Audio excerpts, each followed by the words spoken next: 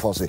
Laura Teleggi, qui prend un repos bien mérité, de future mère de famille. Avant de partir, vous propose un site original. Elle a fait ce reportage-là. Alors, ça permet aux expatriés, aux étrangers expatriés à Paris, de se faire des amis et en plus de profiter d'un tas d'activités. Si vous êtes dans cette situation-là, ça devrait pouvoir vous aider. Avant cela, on va s'intéresser à ce que vous avez vécu cette nuit, madame, monsieur. J'espère que c'était une nuit d'amour, une nuit câline et une nuit fraîche. Ah, ça, c'est tout le problème.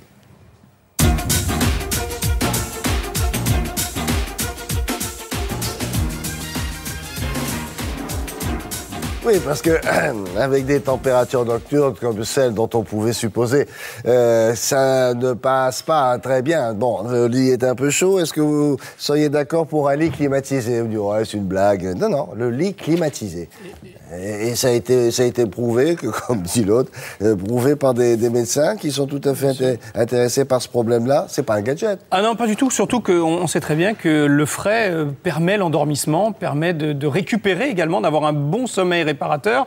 Simplement, vous n'avez pas trop le choix quand il fait très très chaud. Ou vous mettez la clim à fond si vous en avez une, et auquel cas vous avez quand même beaucoup de bruit et vous n'êtes pas certain que le lit soit frais non plus, même si autour de vous il fait frais. Donc la meilleure idée, c'était celle-ci. En fait, c'est un phlébologue qui, d'avril à septembre, s'est rendu compte qu'une visite sur deux était due à cela, à des gens qui, notamment sur les jambes, avaient excessivement chaud et les jambes gonflaient et qu'il fallait absolument trouver quelque chose. Il a eu cette idée. 18 millions de gens souffrent de problèmes veineux en France. Alors on ajoute les personnes qui sont en surpoids.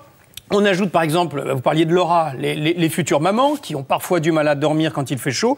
Et on arrive à cette solution d'un surmatelas qui est ici et que vous allez voir dans le reportage dans un instant, que l'on branche tout simplement à cette petite centrale ici, qui, je vous le signale, est vraiment pas bruyante parce qu'on se dit, oh là là, on le met sous le lit et c'est absolument pas bruyant.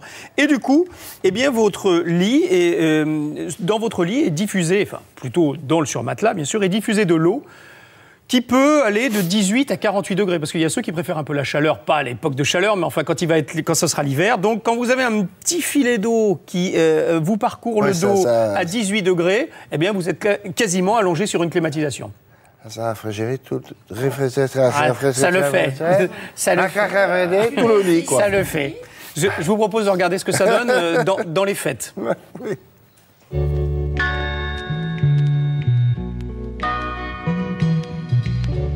Quand vous ouvrez le coffret, vous avez une première chose qui est une sorte de boîte, de machine, qui est un thermocontrôleur, dans lequel vous remplissez environ 1 litre d'eau. Cette eau va être une sorte de vecteur thermique, c'est ça qui va transporter la fraîcheur ou la chaleur que vous souhaitez. Cette petite boîte est reliée par une sorte de tuyau à un surmatelas que vous placez sous un drap housse sur un lit. Et en fin de compte, l'eau va être refroidie ou réchauffée à l'intérieur de cette petite machine et être propulsée en quelque sorte dans le surmatelas. Et c'est cette eau rafraîchie ou réchauffée qui va porter le lit à la température souhaitée par le dormeur. On n'est pas sur un matelas haut du tout, hein. C'est une fine tubulure qui parcourt le surmatelas, que l'on sent absolument pas quand on est allongé dessus, même si on est nu dessus, on ne sentira pas la tubulure. La chaleur, on connaissait déjà effectivement avec les couvertures chauffantes notamment. Avec une différence notable, c'est que les couvertures chauffantes sont constituées de sortes de résistances, donc ça crée une sorte d'électricité statique. Là, toute l'électricité est déportée finalement du lit. Vous l'avez dans le thermocontrôleur qui est placé à côté du lit, au pied du lit ou sous le lit.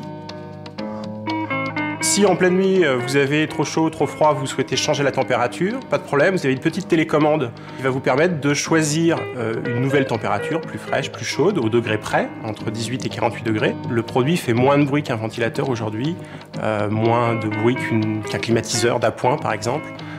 C'est très très léger, et si vous êtes particulièrement sensible au bruit, vous pouvez de toute façon faire un départ différé, ce qui vous permettra par exemple d'avoir une température fraîche au moment même où vous serez déjà endormi. C'est formidable. Trois petites infos. Oui. Et vous mettez le drap par-dessus. Bien sûr, voilà, c'est vraiment le surmatelas, c'est le terme exact. 2-3 petites infos, ça vaut 365 €.